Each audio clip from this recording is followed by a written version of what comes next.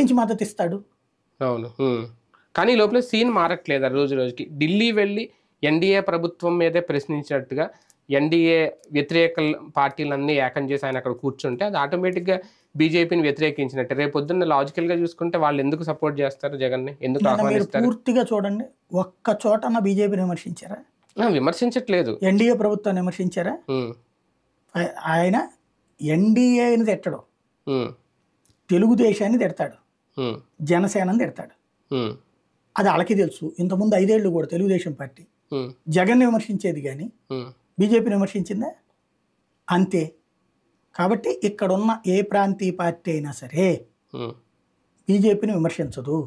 ఉమ్, అలాగే కాంగ్రెస్తో జట్టు కట్టదు. కట్టి చేయగాల్చుకున్నాడు చంద్రబాబు. ఉమ్, ఇక్కడ ఇంకోటి, ఐఎన్డీఏలో చేరితే ఏం దొరికేది జగన్కి? ఒక లాభం రావాలి. ఉమ్, 2% ఓట్లు ఉన్నటువంటి తెలుగుదేశం పార్టీతో కాంగ్రెస్తో ఏంది లాభం ఆయనకి? ఉమ్, ఇంకోటి, ఈయన వల్ల కాంగ్రెస్కి బెనిఫిట్, కానీ కాంగ్రెస్ వల్ల ఆయనకి బెనిఫిట్ ఏంటి? ఉమ్, ఓట్ల తేడా 10 నుంచి 12. ఇప్పుడు 1%, 2%, ఫర్ ఎగ్జాంపుల్ క్రిందసారి ఉందండి, ఉమ్, ఇద్దరికి మధ్యన తేడా ఎంత? 1.5%. ఉమ్, అప్పుడే పొత్తు పెట్టుకోలేదు అతను.